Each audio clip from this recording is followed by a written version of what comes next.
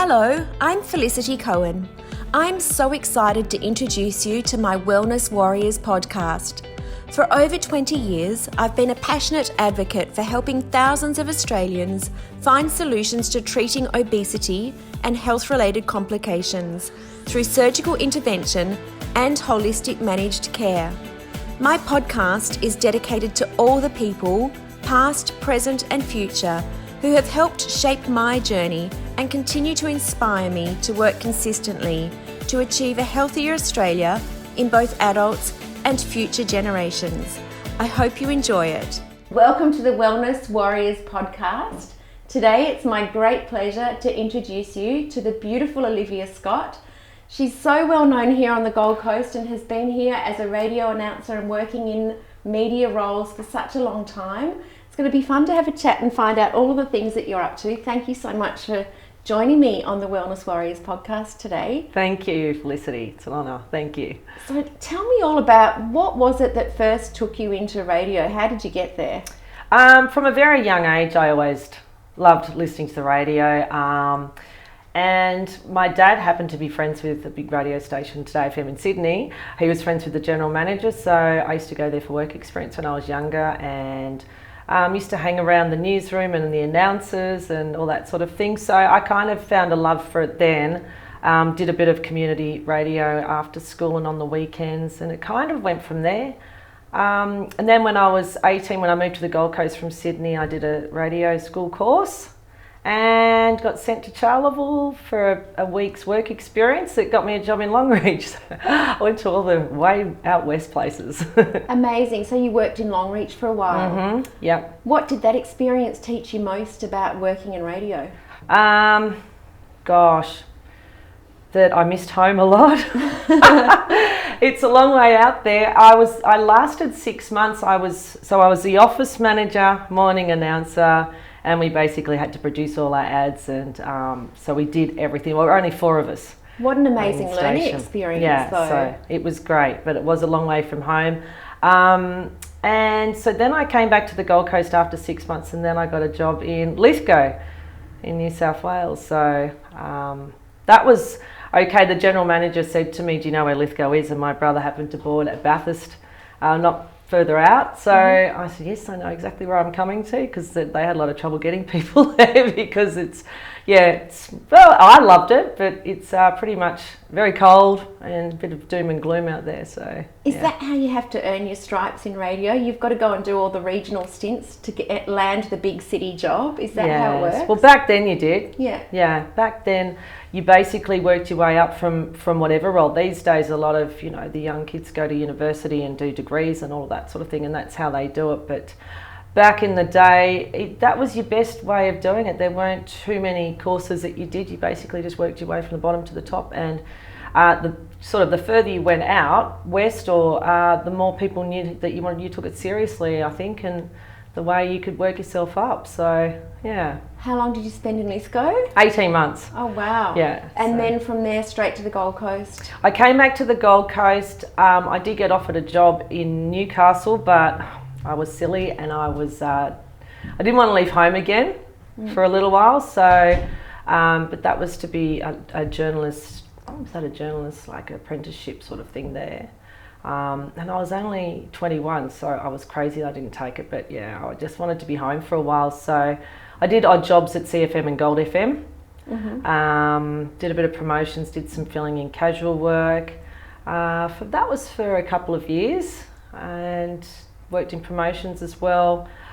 And then I went overseas for about a year, and then when I came back to CN Gold FM, and by then the company had grown and started buying other stations, and then I ended up going to Rockhampton to do breakfast and promotions there.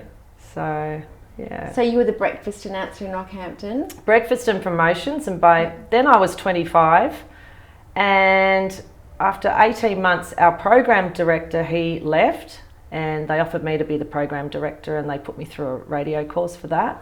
So I was program director in breakfast, and they got another guy on to do breakfast with me, because I was doing breakfast with the program director. And then I got married and had a baby. So I went to Rockhampton at 25, came back 3.5 years later, married with a baby. So we came back to the Gold Coast. So Did you met your husband in Rockhampton? yes, Yeppoon actually. Oh wow. Yeah, my boss introduced us, so we met up there and got married up there and lived up there for a while until we had our baby, and I wanted to come back to mum and dad. Wow. Do you find that you need to change your approach in terms of where you've lived and worked in the different regional radio stations? Was the communication strategy very different from how you actually deliver and what you do here on the Gold Coast? You know, you're delivering to a certain audience, so how you're actually communicating. Was there massive change for you? Not really. I think the best thing to do is be relatable and talk to people and find out, get out there in the community and find out what they want, and actually really listen to what they want, and find out what makes the town tick. Like, it was really a lot of fun to go to those small towns. It was an adventure because you get in there, and for some reason, back then especially, they love their local radio stations. So they instantly want to know you, and you've got to get out there. You want to know them, and that's, I think, how it works, because you look after each other.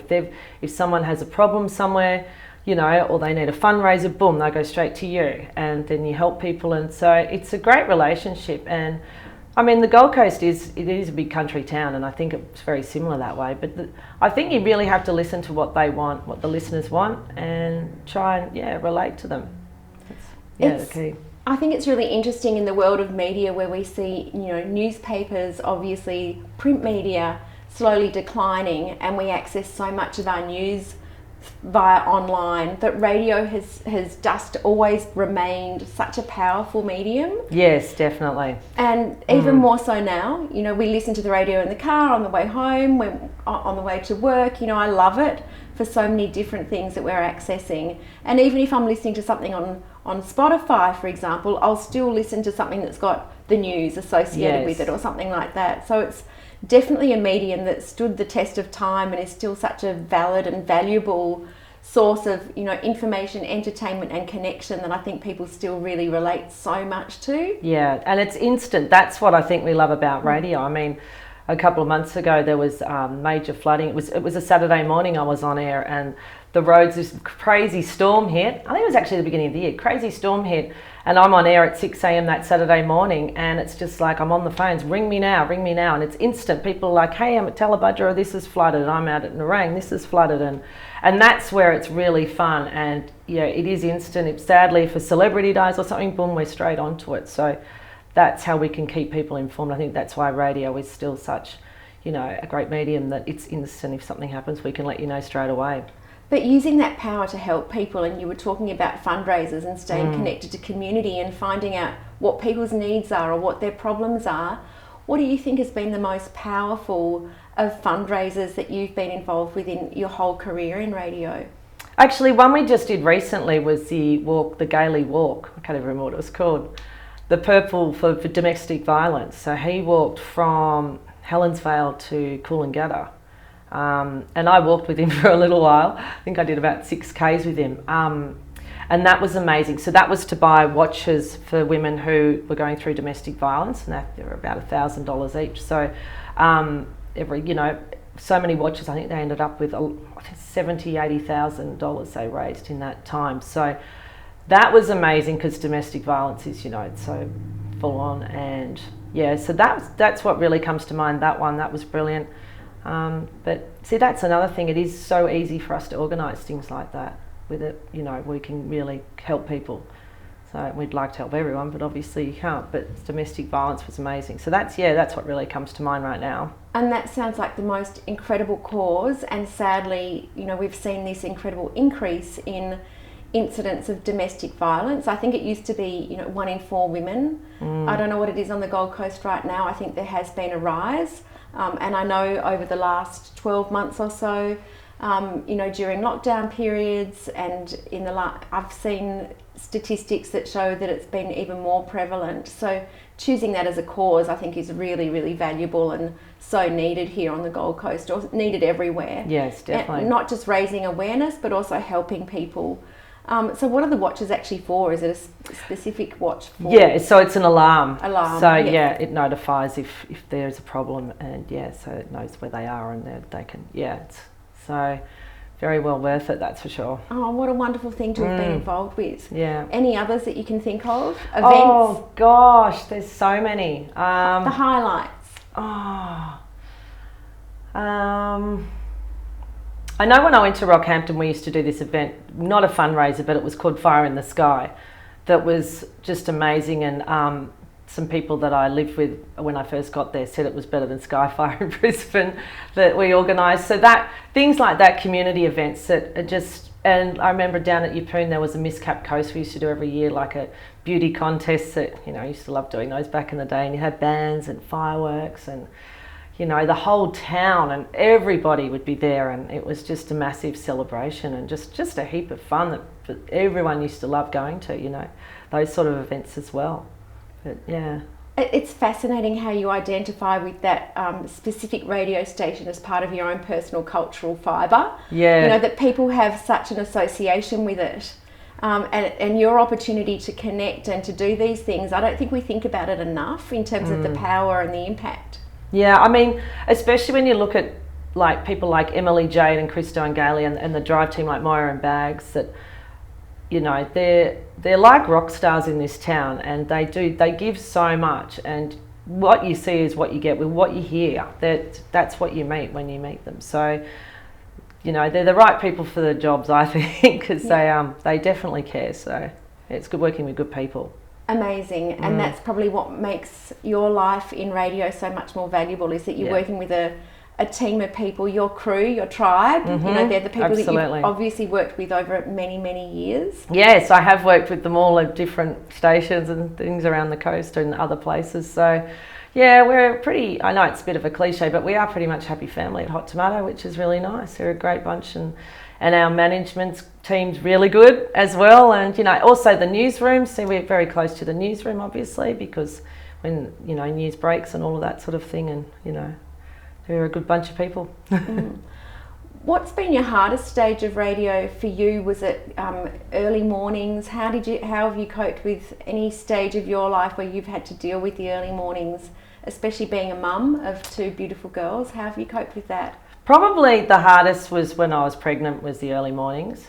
When I was living up north, and the 45-minute drive at sort of 3:30, 4 o'clock in the morning, when I was getting more tired. But that was probably it, but it was still pretty easy. But I found that when I had my baby, it was a lot easier to look after her, because the early starts I was used to, and I could feed her and go back to bed. So but there was a few times in my career where I wasn't where I wanted to be at. That was frustrating, and I did have a break from radio for about 4 years, and I really missed it and thought I will never go back into it.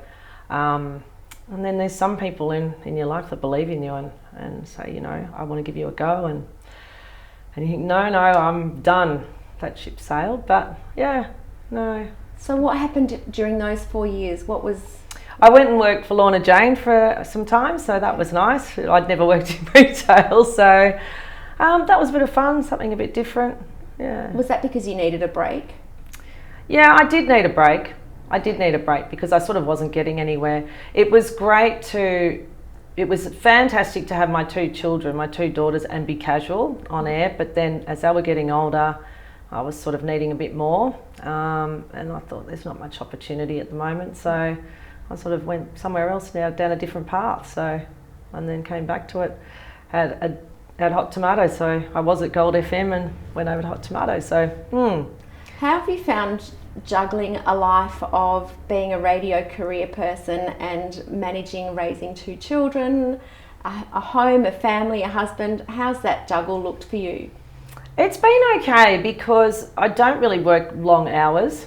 In saying that, I work 6 days a week, but I don't do an 8-hour day usually. So no, the kids are pretty good, and my husband's very helpful most of the time. So yeah, and they're older now, they're 18 and 20, so I just have to keep them in line with helping with the chores around the house and that sort of thing. But when they were younger, because I was more on a casual basis, I didn't work as much then, but I would fill in a lot. So I'd fill in for someone was on long service leave or someone was on holidays for 2 weeks, and then I'd probably have a week or two off. So it was actually a beautiful way to do it, because I felt like I was always at home, yet I had my little bit of work happening as well and my independence there. So it was good. So your daughters are 18 and 20 now. Yes. How's the last year been for them? Are either of them studying? What are they up to? Well, my youngest is doing year 12, so yeah, she's finding it a little bit hard, but I think it would have been worse last year for them. Absolutely. Well, unless you're in Sydney, but and my oldest, she's just started at an accounting firm and she's doing uni. She's quite busy, so but no, she's managing. She's managing. So you haven't seen any negative impact on their lives or how they've behaved or anything different that they experience? No, I mean, yes and no. I think not just minor things. My oldest daughter went overseas a couple of years ago, just before COVID, and she was going to hold off. And at the last minute, I was like, "Let's go, let's do it." So I'm glad she did, or else I'd probably be hearing that for the last 18 months. I should have gone. I'll never get there. So. So I'm glad she did that, because now she's sort of head down and going well with her work. So, not too negative, like I said. I think the online learning experience for many students last year would have been really, really difficult. For us, obviously on the Gold Coast, we were really fortunate that didn't last for long, but I think they were probably the hardest hit of anyone, not just school-age students, but university. Definitely. Really, really challenging. Yeah. See, I was lucky with work because I'm an essential worker, so I kept working. I didn't get any of that lockdown or anything. I had to go to work, which was, I know, as much as it was awful, was kind of nice because the roads were a lot clearer and, it was a bit of a chilled experience. But, I mean, it's awful, of course, but, I wasn't affected too much by it, and I was so lucky to keep my job, which a lot of people didn't, and a lot of people I work with didn't either. So that was pretty awful to watch a lot of them go. Has that reversed now? No. That's so devastating. Yeah. That's really, really sad. And tell me more about where they've actually ended up. What's their journey looked like? I'm not sure with a couple of them. I know that one of the ladies in our accounts department, she got another job and works from home. And one of the announcers does a podcast. So yeah, they're getting there. Yeah, they're getting there. So tell me a little bit about your health and well-being and your own personal philosophy on wellness, and what do you do to look after yourself? And I know that you went through a stage in life where you decided that you were a smoker and you chose to stop. It takes a lot of courage, and it's a really tough thing to do, to quit smoking. Had you actually tried to stop smoking more than once? Oh, every week. Really? Every week. I went on Champix twice. I had patches, everything, and I probably smoked from from about 17. So I'd been smoking for a long time, and thanks to you and Drew hypnotising me, that worked. How amazing is that? And that just came out of nowhere, and you had one experience of being hypnotised, and that was it for you. You stopped. Yep. Stopped smoking completely. Yep. So I haven't even had a puff, not even a. If I wouldn't want to, I'm too scared to, because I mean, not that I really want to, but sometimes I am around smokers in a social situation and I'm like, oh, no, but I know. So what did that actually mean to you? Were you worried about how is this going to impact my health if I continue to remain a smoker? What was the trigger? One of the things was actually, like if we were out at a family dinner and with the kids, and my kids were younger then, and I had to have to walk out a restaurant and stand there in public and it just looked disgusting. That was one of the main things. I know it sounds funny, but it was just, and then I did start hiding it from my kids. I'd tell them, because I'd give up all the time. I'm like, no, I'm not smoking. Then I'd be hiding around the back corner. It was ridiculous. So I mean, it's kind of like someone who's a yo-yo dieter, for example, and consistently trying new diets. They're constantly on that roller coaster. Yes. It's a little bit similar when you've got someone because it's an addiction that you're dealing with. And so when you're dealing with addiction of any nature, the actual giving up story and how you go through that is really quite challenging, isn't it? Yes. Because I would went down this path where I'll only smoke when I drink. So, Monday night, fine. Then by Tuesday, gee, I could kill for a cigarette. All right, I'll have to have a wine. And so then I was doing both, which was not good. So, but it was really quite easy doing it the way you guys, you know, the way I did it with you. It was amazing. That is just incredible. So, and yeah. I think it's really interesting because for me, when I see patients going on a weight loss journey and they're all of a sudden they're empowered to take control of their health, their well-being, their future.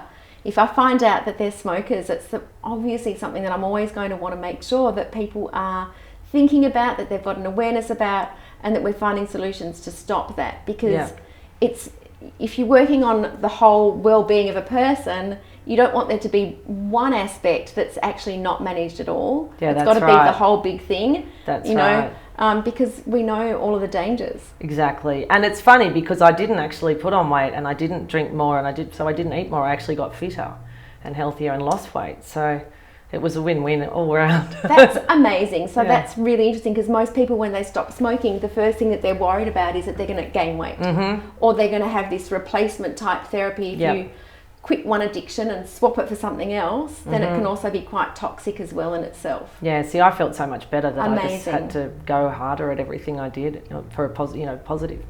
So, such a positive move to take, and taking control of your health is fab. I just think it's fantastic. So congratulations. I think it's amazing, and I think it's a great lesson for other people that you can do it. Definitely. I mean, if I can do it, anyone can. I mean, you just have to be aware that you can take on board that challenge and you can find the right thing that will work for you. Yep, and just keep trying. Try everything. Because I tried everything until I met you. I'm excited to. I mean, I just love it. I think it's just the best thing ever that you could have done for yourself. Yeah. So tell me about your approach to wellness and what does it mean to you, and what do you do on a daily basis? I try and do a 5:30 class at the gym, usually 3 or 4 days a week. So that's kind of what I've been doing lately lately on and off for the last over 12 months. Because I like to get over and done with in the morning. I don't like thinking about it all day, thinking I have to go to the gym tonight. So that's what I aim to do. Yeah. I am quite healthy at eating. I have my little times where I'm not, and I do love wine and champagne, and I love cheese platters, so I have to balance it. They kind of go really well together. Why not? Yeah. So I do try and balance. I'm normally good about maybe 3 to 4 days a week, and the rest I would kind of blow out sometimes, which I shouldn't as much, but I'm going to train myself to get back to normal because since COVID, and I shouldn't really blame COVID because, like I said, my life didn't change too much, but I'm blaming COVID for the weight gain, so I have to get back on track. So many people have had those few extra COVID kilos, and I hear everybody talk about it. Yes. Patients who've been on a journey for a long time, they've maybe had a bit of weight regain, and now they're recalibrating and focusing on that back on track kind of solution. Yeah. So, you're not alone in that. Moderation's pretty important, isn't it, in life, that there's balance in everything. Yes. Yeah. I mean, you're doing an amazing job. So what's next for you? What are you most looking forward to over the next 5 years? What's your plan? Well, it used to be getting overseas again or going somewhere, but we have travelled quite a lot through Queensland the last 12, 18 months. So holidays in Queensland are pretty amazing. Yes. What's your favourite spot that you've been to in the last 18 months? Do you know what? I'm loving Mooloolaba at the moment because it's not far. It's got everything there. There's a lot to do. And last time we went there, I actually swam in the surf, which I don't do very often. But we went to Hamilton Island. That was great. And we've got a house at Yeppoon because that's where I met my husband. So we've still got a house up there. So we can go up there whenever we like. Harvey Bay's another one we've been to. My daughter's actually having her 21st up there. Wow, so, lovely. Yeah, so we've just been heading north, and it's been great because we used to love going to Bali every year. We were going to venture further, but as much as I miss Bali, I'm not, this time 12 months ago, it was like, take me back. But because, I've been reminded of how many great places are in Queensland, so.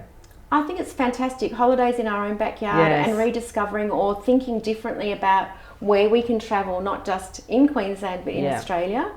I think is quite exciting. I'm looking forward to trying to get in somewhere. Exactly. Well, actually, I've got holidays in September. My niece and her husband and family have just moved down. They actually officially move in permanently in September when I take those holidays, funny enough. And my niece and I were like, let's just do Gold Coast. Like, Katie and Liv do Gold Coast, do GC, and we're just going to wine and dine and drive up the mountains and just explore, because I hardly ever have time to do that. Only, so working 6 days a week sounds like a lot. Like when you only have one, even though you're not working long hours, you're still in that work frame of mind. 6 days a week is a lot.